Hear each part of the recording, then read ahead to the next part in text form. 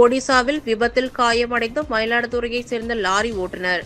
Lorry உரிமையாளர் உட்பட யாரும் கண்டுகொள்ளாததால் மருத்துவ சிகிச்சையை தொடர முடியாமல் தவித்து வருவதாக தலை மற்றும் கைகளில் கட்டு போட்டதுடன் சிகிச்சையில் இருந்து பாதியிலேயே வந்து ஆட்சியர் அலுவலகத்தில் மனு அளித்தார். மயிலாடுதுறை மாவட்டம் செருதியூர் கிராமத்தைச் சேர்ந்தவர் ரமேஷ். ஓட்டுநராக பணிபுரிந்து வரும் இவருக்கு திருமணமாகி 4 குழந்தைகள் உள்ளனர். இவர் கடந்த 4 மாதத்திற்கு முன்பு நாமக்கலை சேர்ந்த தனியார் லாரி உரிமையாளர் மோகனசுந்தரத்திடம் ஓட்டுநர் உரிமத்தை காண்பித்து விட்டு பயோடீசல் ஏற்றிக்கொண்டு ஜார்க்கண்ட் மாநிலத்திற்கு சென்றுள்ளார். அங்கு ஐஓசி நிறுவனத்தில் பயோடீசலை கொடுக்க சென்ற நிலையில் ஒடிசா மாநிலம் புவனேஸ்வரை அடுத்த என்ட்ரபத்ராக் பகுதியில் லாரி டயர் வெடித்ததில் வாகனம் நிலை தடுமாறி முன்னால் சென்ற லாரி மீது மோதி விபத்துக்குள்ளானது. இதில் லாரியை ஓட்டி சென்ற ரமேஷ் கை மற்றும் தலை உள்ளிட்ட பகுதிகளில் பலத்த காயமடைந்து அங்குள்ள மருத்துவமனையில் அனுமதிக்கப்பட்டார்.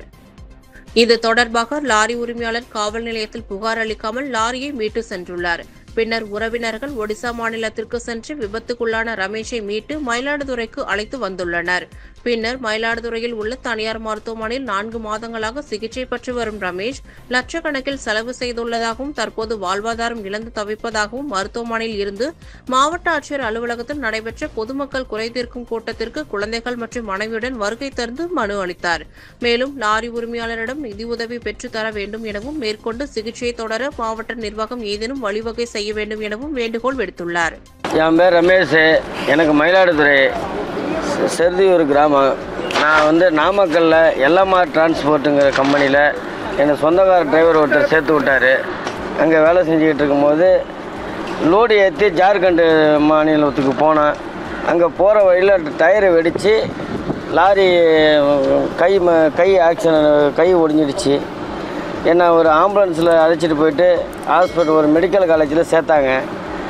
சேர்த்துட்டு ஒரு 2 நாள் வரலையும் கூட இருந்தாங்க. அதுக்கப்புறம் யாருமே இல்லை. எங்கள் மாமாவுக்கு நான் ஃபோன் பண்ணி வர சொன்னேன். அவங்க தான் ஹாஸ்பிட்டலேருந்து என்னை பார்த்தாங்க.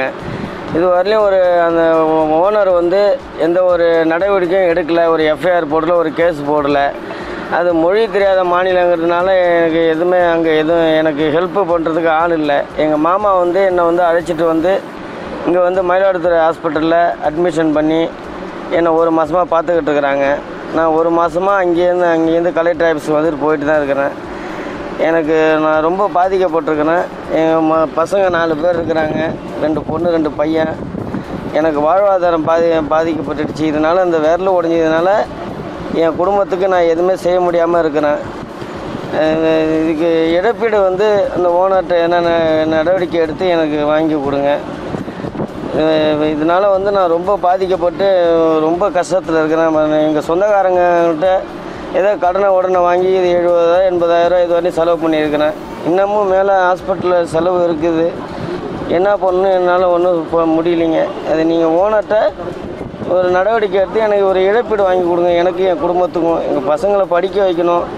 என்கிட்ட சுத்தமாக எதுவும் வசதியும் கிடையாது. என்கிட்ட டெய்லியும் வேலை செஞ்சு தான் என் குடும்பத்தை நான் காப்பாற்றிக்கிட்டு இருக்கிறேன். இதுக்கு ஒரு நடவடிக்கை எடுத்து இழப்பீடு எனக்கு வாங்கி கொடுங்க என் குடும்பத்துக்கு, என் பசங்க.